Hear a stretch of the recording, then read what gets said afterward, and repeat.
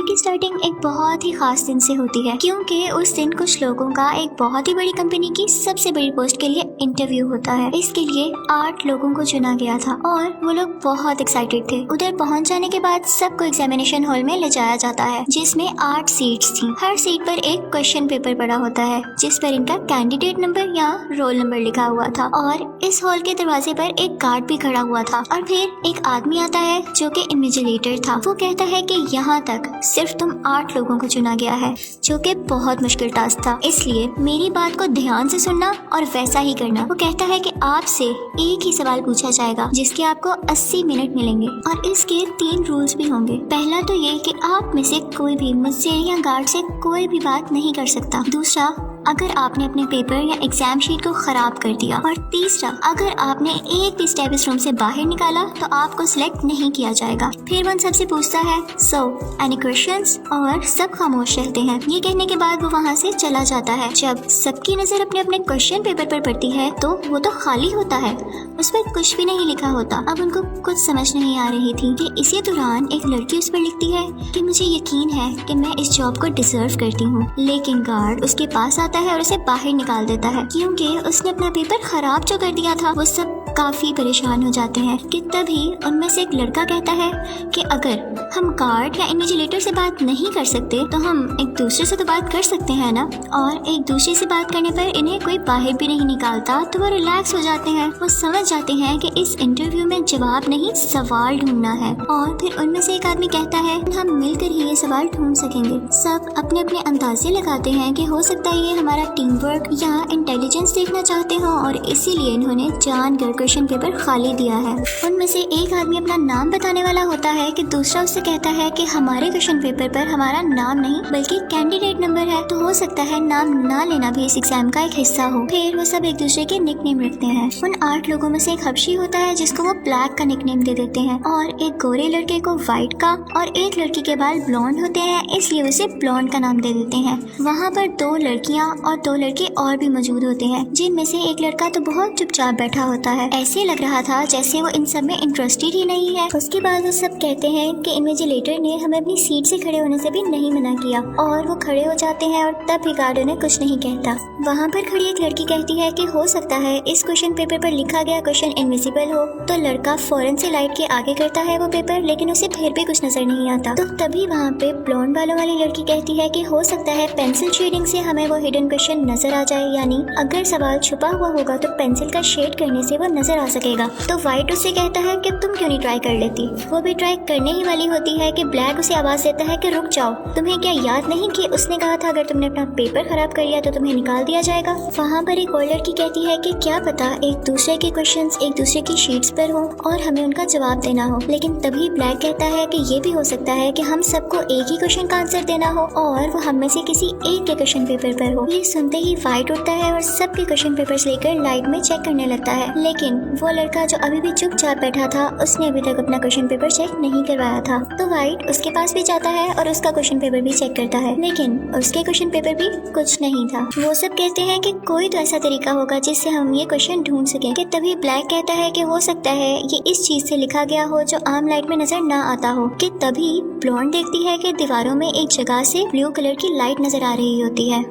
वो ये सोचते हैं कि हम इस लाइट में इस पेपर को रीड करने की कोशिश करेंगे, लेकिन उनको उस लाइट के ऑन करने का और बाकी लाइट्स को ऑफ करने का बटन ही नहीं मिलता। तब ब्लैक कहता है कि ये तो इमरजेंसी लाइट है और इसके लिए जो हमारी पिछली लाइट्स हैं वो ऑफ होंगी तो ये ऑटोमेटिकली ऑन हो जाएगी। तो इसके लिए हमें ये इन तमाम लाइट्स को ब्लास्ट करना पड़ेगा। और फिर वो एक एक करके सब लाइट्स को तोड़ने लगते हैं। लेकिन उनमें से कुछ को एतराज होता है कि नहीं, फर्ज करो कि अगर वो ब्लू लाइट ना चली तो क्या तुम इस चीज का रिस्क लोगे कि ये लाइट्स भी ब्लास्ट करने के बाद तुम अंधेरे में रहो। लेकिन फिर वो लोग वोटिंग करते हैं और 4 लोग कहते हैं कि हाँ, हम रिस्क लेने के लिए तैयार हैं। और फिर वो तमाम लाइट्स डिस्ट्रॉय कर देते हैं। लेकिन लकीली साथ ही वो ब्लू लाइट भी पूरे कमरे में फैल जाती है। अब वो सब एक एक करके अपना क्वेश्चन पेपर उस ब्लू लाइट में रख के देखते हैं, लेकिन उन्हें फिर भी कुछ नजर नहीं आता। सब लोग काफी परेशान हो जाते हैं क्योंकि 20 मिनट्स ऑलरेडी गुजर चुके थे और अब उनके पास सिर्फ 1 घंटा बचा था। व्हाइट कहता है कि इन्विजिलेटर ने हमें ये कहा था कि हम अपना पेपर खराब नहीं कर सकते, लेकिन किसी दूसरे का खराब करने पर उसने मना नहीं किया था। जिस लड़की को गार्ड ने सबसे पहले रूम से बाहर निकाला था वो उसका पेपर पकड़ता है और उस पर पेंसिल से शेड करने लगता है, लेकिन इधर भी उसको कुछ नहीं दिखाई देता। इसके बाद वाइट कहता है कि एक पेपर लेके उसके 4 टुकड़े किए जाएं और उस पर पानी डालकर देखा जाए कि कुछ नजर आता है या नहीं। उसके बाद उसे एक कॉर्नर में रखता है और उसके ऊपर टॉयलेट कर देता है।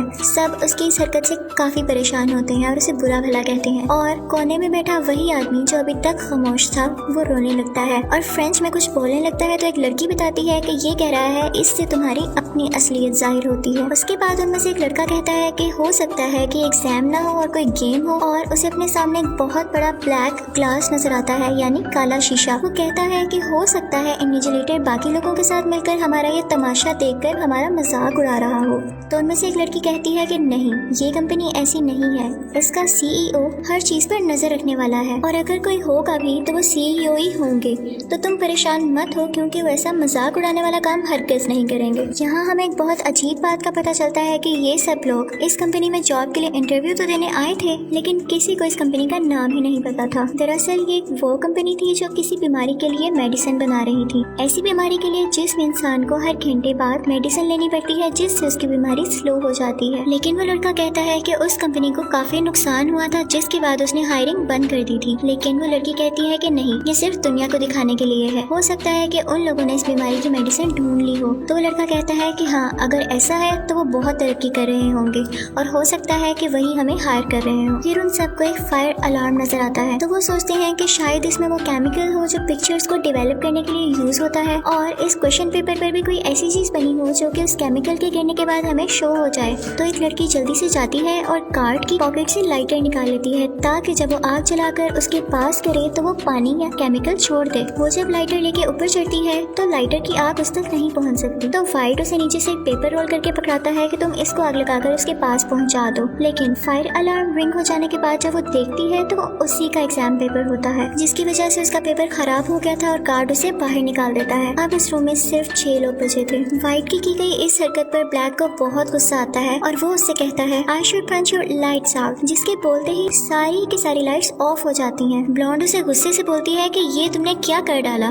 तो पास खड़ा एक लड़का कहता है उसने कहा लाइट्स आउट तो सब लाइट्स ऑफ हो गई, अब मैं कहूँगा लाइट्स अप तो सब लाइट्स ऑन हो जाएंगी और फौरन से लाइट्स ऑन हो जाती हैं। फिर उनको पता चलता है कि ये सब वॉइस कंट्रोल से चलती थी और वहाँ पर जो आदमी खामोश बैठा हुआ था उसको इन सब की बातें सुनकर काफी गुस्सा आने लगता है और वो रोना शुरू हो जाता है। तो वाइट उसके पास जाता है और कहता है कि तुम अपना पेपर फाड़ क्यों नहीं देते हो, और वो इमोशनल होकर अपना पेपर फाड़ भी देता है। तो कार्ड उस खामोश बैठे आदमी को बाहर निकाल देता है और जाते जाते उसकी ग्लासेस नीचे गिरकर टूट जाती हैं। ब्लैक को वाइट पर बहुत गुस्सा आता है और उसे जोरदार पंच मारता है जिसके बाद वो बेहोश होकर गिर जाता है और फिर ब्लैक उसे उठाकर एक चेयर के साथ बांध देता है। कुछ देर बाद जब उसको होश आता है तो वो कुछ बोलने की कोशिश कर रहा होता है, लेकिन ब्लैक उसके मुंह से पट्टी नहीं हटाता। तो इसी दौरान एक लड़की उसके मुंह से पट्टी उतार देती है तो वो कहता है कि मुझे मेरी मेडिसिन दे दो प्लीज। तब हमें यहाँ पर पता चलता है कि वाइट को भी वही बीमारी थी जिसकी मेडिसिन ये कंपनी बना रही थी और उसे हर घंटे बाद ये मेडिसिन लेनी पड़ती थी। वो कहता है कि मुझे उस क्वेश्चन का पता चल चुका है, मुझे मेडिसिन खिला दो तो मैं तुम लोगों को भी बता दूंगा। लेकिन जब उसकी पॉकेट्स चेक की जाती हैं तो कुछ भी नहीं मिलता और इसी दौरान वो दोबारा से बेहोश हो जाता है। उसी वक्त वहाँ पर एक लड़के को उस लड़की पर शक होने लगता है जिसने वाइट की पट्टी खोली थी कि ये इसी कंपनी में काम करती है। वो उससे कहता है कि मैं जान चुका हूँ, तुम हम पर नजर रखने के लिए यहाँ पर हो और हमारी अटेंशन डाइवर्ट करने के लिए ताकि हमारा ध्यान कहीं और लगा सको। मुझे बताओ कि क्वेश्चन क्या है। वो कहती है कि नहीं, मैं यहाँ सिर्फ HR हूँ और मैंने आज तक इस कंपनी के CEO को नहीं देखा और यकीन करो मैं ये भी नहीं जानती कि क्वेश्चन क्या है। इसी के साथ हम देखते हैं कि वाइट की बॉडी कांपने लगती है। तो ब्लॉन्ड सबसे कहती है कि ये एक्टिंग कर रहा है। तो ब्लैक उससे कहता है कि नहीं, ये एक्टिंग नहीं कर रहा, इसको वही बीमारी है जो कि मेरी बीवी को भी थी। तो ब्लॉन्ड कहती है इसका मतलब वाकई इसके पास वो मेडिसिन थी और अब इसके पास नहीं है, तो इसका यही मतलब हो सकता है कि वो हम में से किसी के पास है और हमें एक दूसरे को चेक करना चाहिए। यहाँ पर इन लोगों के पास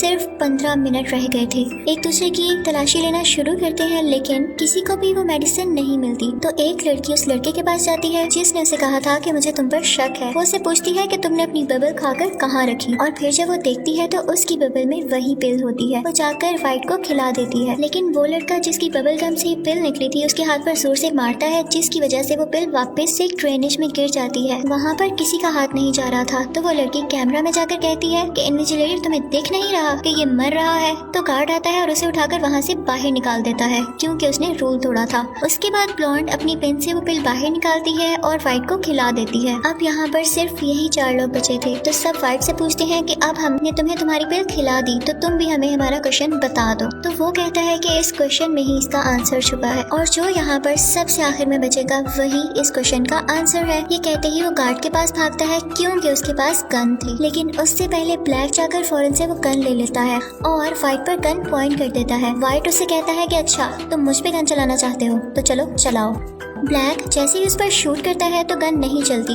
वाइट फौरन से उसे गन ले लेता है और जब वो शूट करता है तो उससे भी गन नहीं चलती। फिर उन्हें पता चलता है कि गन पे तो फिंगरप्रिंट गार्ड का ही लगा हुआ था, तो वो गार्ड के पास जाते हैं और उसे एक्टिवेट करते हैं। लेकिन वाइट वो गन उस लड़के पर पॉइंट करता है जो ब्लैक और उसके अलावा बच चुका था, और वो डर कर उस कमरे से बाहर चला जाता है। अब सिर्फ 3 लोग बचे थे, ब्लॉन्ड, ब्लैक और वाइट। इसके साथ ही वो ब्लैक को कहता है कि अब तुम्हारी बारी है कमरे से बाहर जाने की। तो ब्लैक कहता है कि मैं क्यों जाऊंगा। तो ब्लॉन्ड आकर कहती है कि ठीक है मैं चली जाती हूँ। इसी के साथ वो जैसे ही डोर के पास पहुँचती है वो बोलती है लाइट्स आउट, और इसी के साथ सब लाइट्स ऑफ हो जाती है और वो वहाँ पर छुप जाती है। और वाइट बिना देखे इधर उधर शूट करने लगता है। जब वो कहता है लाइट्स ऑन तो देखता है कि ब्लैक वहाँ पर गिरा पड़ा है और उसकी चेस्ट पर एक फायर लग चुका है। अब उसकी आंखें भी बंद हो चुकी थी। और जब वो देखता है तो ब्लॉन्ड का पाँव अभी भी उस कमरे के अंदर होता है और वो सारी की सारी खुद बाहर होती है। वो समझता है कि मैंने ब्लॉन्ड को भी बाहर निकाल दिया, तो अब मैं ही अकेला इस कमरे में बचा हूँ। तो वो कैमरा में जाता है और कहता है कि देखो तुम्हें तुम्हारा जवाब मिल गया, मैं इस कमरे में अब बचा हूँ और मैं ये जॉब जीत गया। तभी गार्ड उसके पास आता है और अपनी घड़ी में अपना टाइम दिखाता है। वो कहता है कि देखो अभी भी कुछ सेकंड्स बचे हुए हैं। वो इसलिए क्योंकि उस कमरे में यानी उस एग्जामिनेशन हॉल में वो खामोश आदमी जब बैठा हुआ था तो उस दौरान उसने घड़ी का टाइम जाकर कुछ सेकंड्स आगे कर दिया था, और वाइट को लगा कि शायद टाइम खत्म हो चुका है और उसने गार्ड से बात कर ली। जिसके बाद गार्ड उसे निकाल देता है और वहाँ पर सिर्फ ब्लॉन्ड बचती है। उस चुपचाप बैठे हुए आदमी को जब बाहर निकाला गया था तो जो ग्लासेस उसके नीचे गिर गए थे, ब्लॉन्ड जाती है और उन ग्लासेस को उठाकर अपना क्वेश्चन पेपर देखने लगती है। तो उसे क्वेश्चन नंबर 1 लिखा हुआ नजर आता है, लेकिन उसके साथ और कुछ नहीं लिखा होता। इसी के साथ जब एग्जैक्ट टाइम पूरा हो जाता है तो इन्विजिलेटर और वो आदमी वहाँ पर आते हैं जो खामोश बैठा हुआ था। ब्लॉन्ड को समझ आ जाता है कि यही इस कंपनी का CEO था और हमारे साथ यहाँ बैठकर हमें चेक कर रहा था। ब्लॉन्ड उनके पास जाती है और उनसे कहती है कि नो। तो सब बहुत खुश होते हैं कि इसने ठीक जवाब दिया। असल में क्वेश्चन वो था जब स्टार्टिंग में इन्विजिलेटर ने इनसे पूछा था कि do you have any questions, तो इस पर ब्लॉन्ड ने नो कहा था। लेकिन उसके बाद वो उनसे कहती है कि सॉरी मैं आपके इस जॉब को एक्सेप्ट नहीं कर सकती। रीजन पूछने पर वो बताती है कि मैं ऐसी कंपनी में काम नहीं करना चाहती जो दूसरों की जान लेती है। तो इन्विजिलेटर ब्लैक के पास जाता है और ब्लॉन्ड से कहता है कि देखो ये अभी तक जिंदा है। दरअसल ये गोली किसी को मारने के लिए हरगिज़ नहीं बनाई गई। इसके अंदर एक ऐसा कैप्सूल है जो बॉडी में जाते ही जख्म को फौरन से हील कर देता है। ना सिर्फ ये उस बीमारी को ठीक करेगा बल्कि इसके साथ साथ जिस्म में मौजूद बहुत सारी बीमारियों को ठीक कर देगा, जिसको बनाने में पूरी दुनिया लगी हुई है। ये हम बना चुके हैं और इसके लिए तुम्हें हायर कर रहे हैं। जिसको सुनकर ब्लॉन्ड काफी खुश हो जाती है और इस चीज को एक्सेप्ट कर लेती है और इसी के साथ ही मूवी खत्म हो जाती है। Thank you so much for watching.